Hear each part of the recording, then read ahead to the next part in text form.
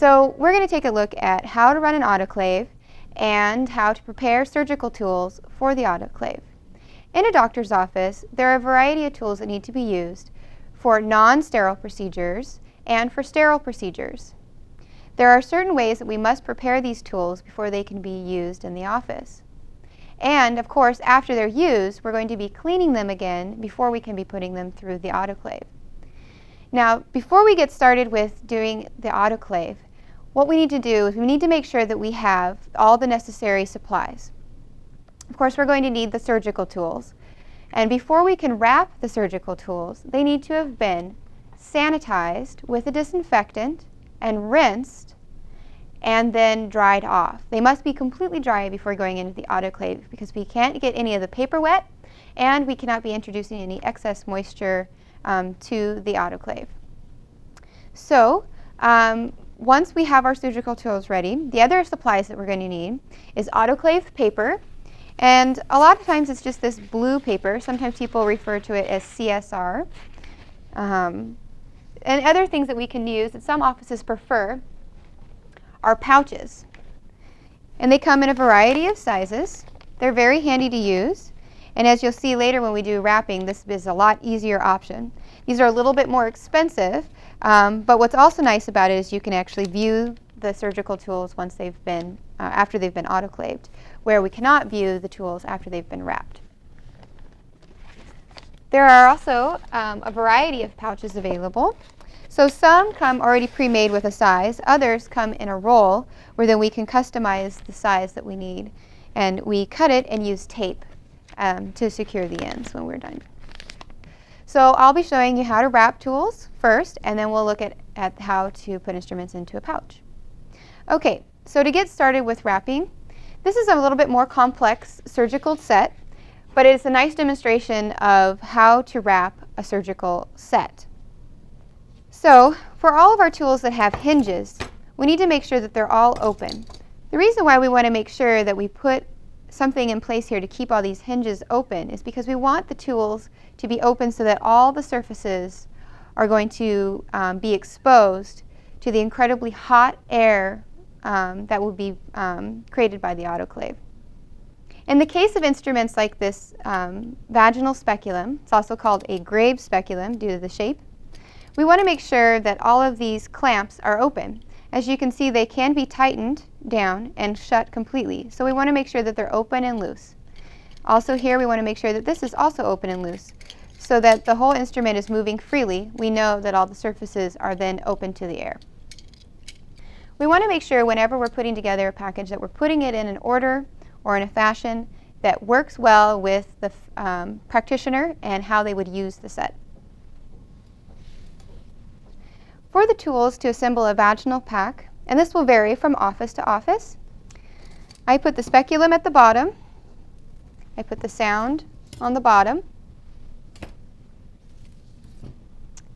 I put the tenaculum next with the cotton, I have the uterine forceps next,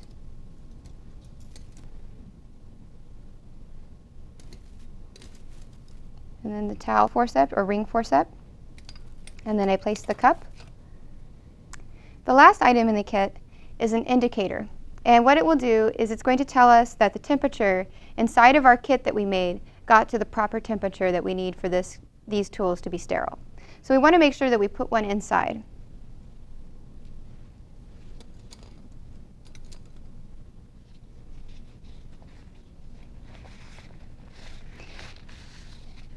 Okay.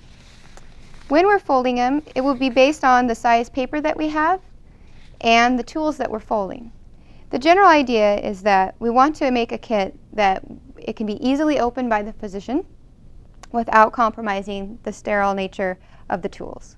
So we make these little lips so that someone can go and grab it and pull it in that fashion without ever touching the inside of the kit. So I like to get rid of some of the excess paper by folding it up like that and then coming over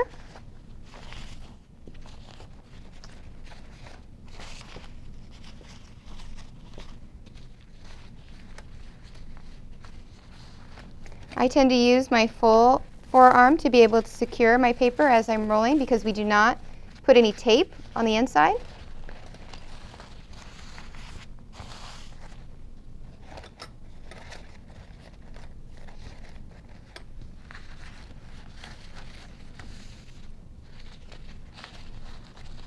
And then fold that down.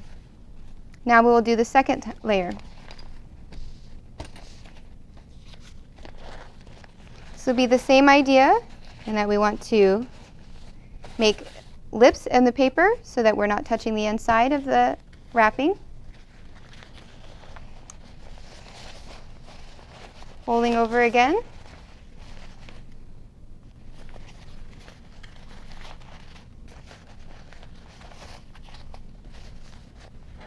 Getting some of the excess paper folded up inside.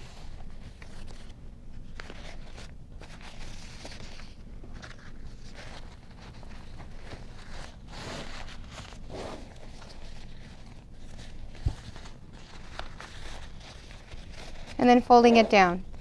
Our end product does not need very much tape to keep it closed. It is tight, but not too tight.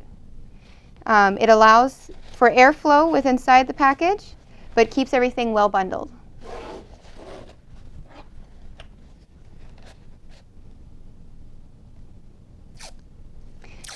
The tape we're going to use to close up our pack is very specific tape. This is autoclave tape. It can handle the temperatures that we're going to put it through in the autoclave, and it also has an indicator built onto the tape.